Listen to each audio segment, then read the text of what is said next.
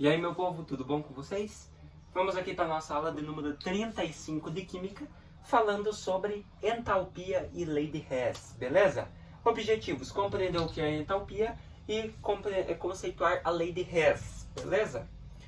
Então, primeiramente, na última aula nós demos início à parte de termoquímica, estudo do calor em reações químicas, né? Falamos aí sobre capacidade de calor de um corpo, capacidade térmica, capacidade calorífica, e falamos aí um pouquinho, apareceu esse termo também, entalpia, dei uma breve explicada no que ele é, resumida, e é o que eu vou fazer na aula, é um termo muito simples. E também nós vimos reações exotérmicas e endotérmicas. Você vai precisar delas, então não se esqueça desse conteúdo. Entalpia. Entalpia é a energia térmica envolvida em uma reação química ou um processo químico. Tá ali. É isso que você precisa saber. Entalpia é a energia térmica, ou seja, o calor envolvido em uma reação química ou um processo químico. Beleza? Há 5 tipos de entalpia que podem ser calculadas: entalpia de formação, entalpia de combustão, entalpia de ligação, entalpia de neutralização e entalpia de dissolução. Esse cálculo do valor da variação de entalpia é importante para determinar se o processo é um processo endotérmico ou exotérmico. Por isso que eu falei, a entalpia é o calor envolvido em uma reação. E a partir dela você consegue descobrir se essa reação é uma reação exotérmica ou se ela é uma reação endotérmica. Beleza? Por isso que é uma variação de calor. Então você vai ver se essa variação, se esse calor do total aí da reação é endotérmico ou é exotérmico. Beleza? Se ele absorve energia ou se essa reação libera energia. Lei de Hess. A lei de Hess afirma que, em uma reação química, o calor liberado ou absorvido é constante e independente do número de etapas pelas quais a reação passa. Então você pode ver que o calor liberado ou absorvido é o mesmo, ele é constante, ele permanece o mesmo, independente do número de etapas que a reação passa. Ou seja, a lei estabelece que a variação de entalpia de uma reação química depende apenas do seu estado inicial e do seu estado final. O que é o estado inicial? Reagente. O que é o final? Produto. Tá? Como a lei de Hess pode ser calculada? A variação de entalpia pode ser calculada subtraindo a entalpia inicial, antes da reação, reagente, e a entalpia final, depois da reação, os produtos. Então tá lá, ó, ΔH, variação de entalpia é H, geralmente, tá? Por isso que é delta, variação. ΔH, variação de entalpia, é igual a HF menos HI. Outra forma de calcular é através da soma das entalpias em cada uma das reações intermediárias, independente do número das reações. Então, você quer calcular a entalpia de uma reação global? Você pode somar a entalpia e a variação de entalpia das reações parciais, beleza? Por isso que você tem ΔH é igual ao ΔH1 da reação 1, mais ΔH2 da reação 2. Nós vamos ver um pouquinho mais à frente, tá? Uma vez que esse cálculo considera apenas o valor inicial e final, conclui-se que a energia intermediária não influencia no resultado da sua variação, beleza? Trata-se de um caso particular do princípio da conservação de energia, primeira lei da termodinâmica. Você também deve observar que a lei de Hess pode ser calculada como uma equação matemática. Para isso é possível realizar as seguintes ações: inverter a reação química, nesse caso o sinal do ΔH também deve ser invertido, no caso para você inverter a reação você também precisa inverter o sinal. Multiplicar a equação, o valor de ΔH também deve ser multiplicado. E por fim dividir a equação, o valor de ΔH também deve ser dividido, tá? São etapas matemáticas, é uma equação matemática, você precisa disso, tá? Física. Entrando um pouco na parte física, a primeira lei da termodinâmica. Eles disseram que entalpia é tipo uma breve página aí da primeira lei. O que diz a primeira lei da termodinâmica mesmo?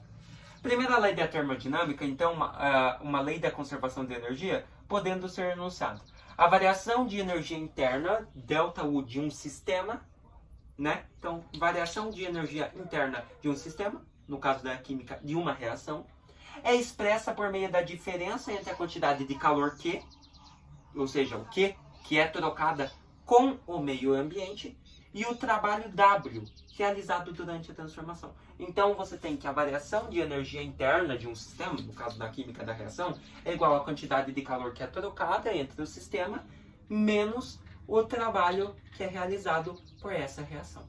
Beleza? Por isso que é um caso particular da primeira lei da termodinâmica. Eles pegam a primeira lei e levam ela para a química. Claro que de uma forma mais diferente, mais elevada também.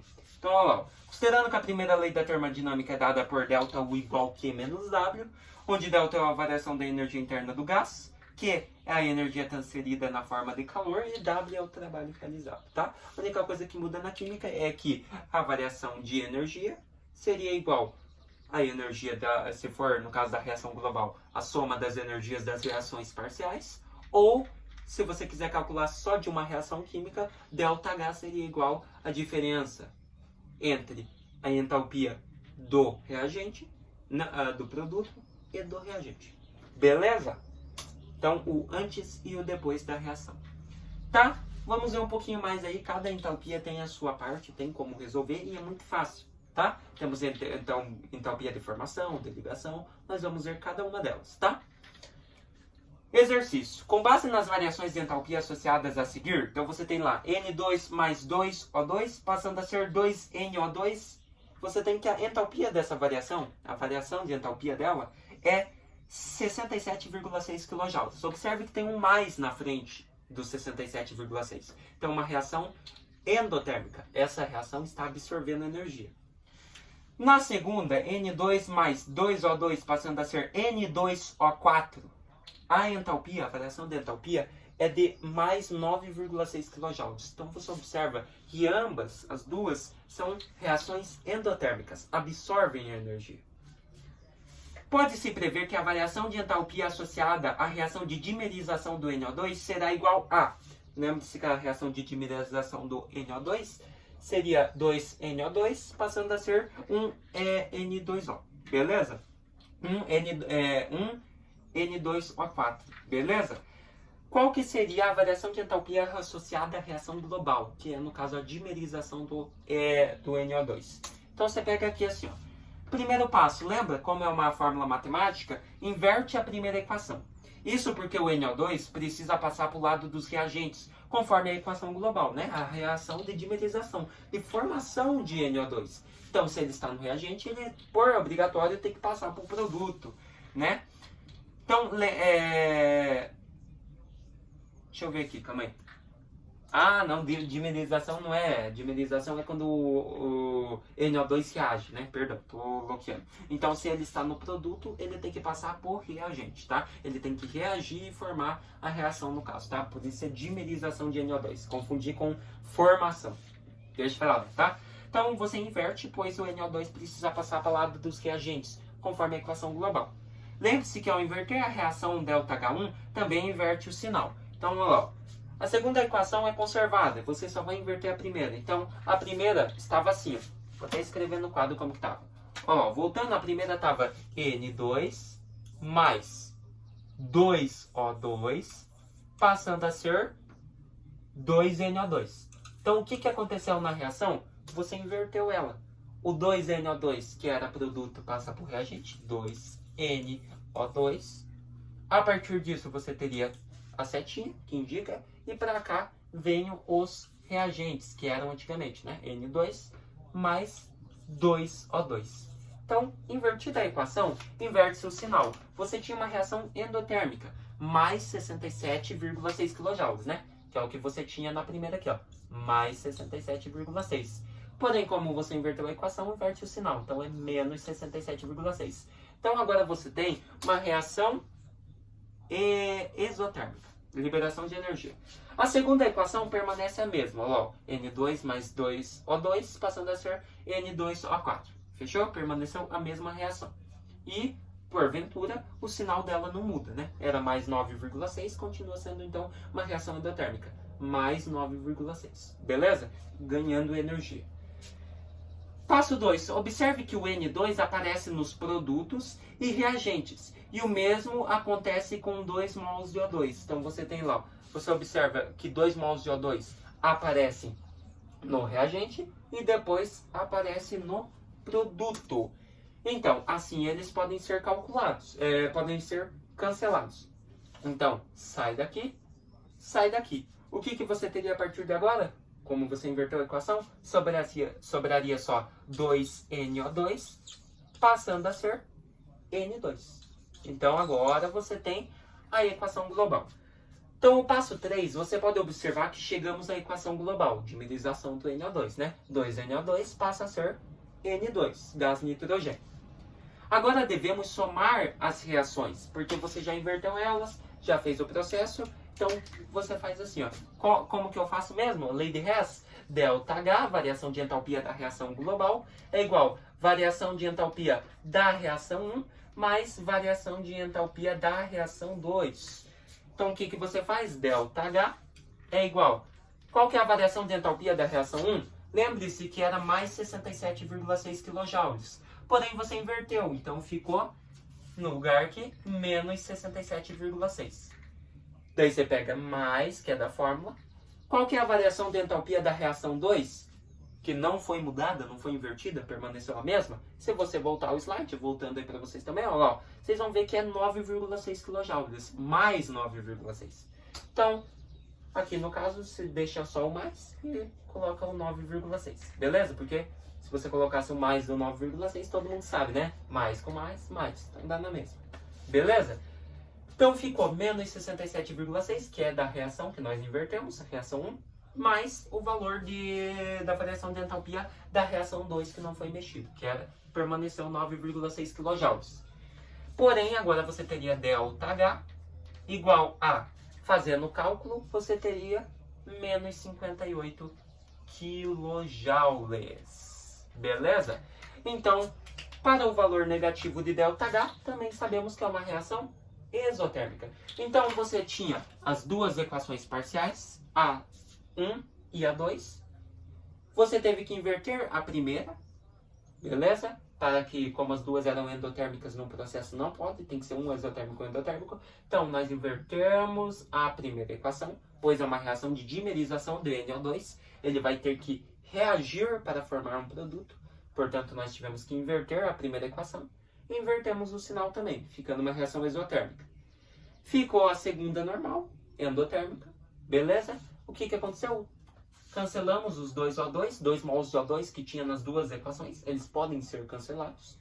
A partir disso, ficamos com a equação global de dimerização, que é essa aqui.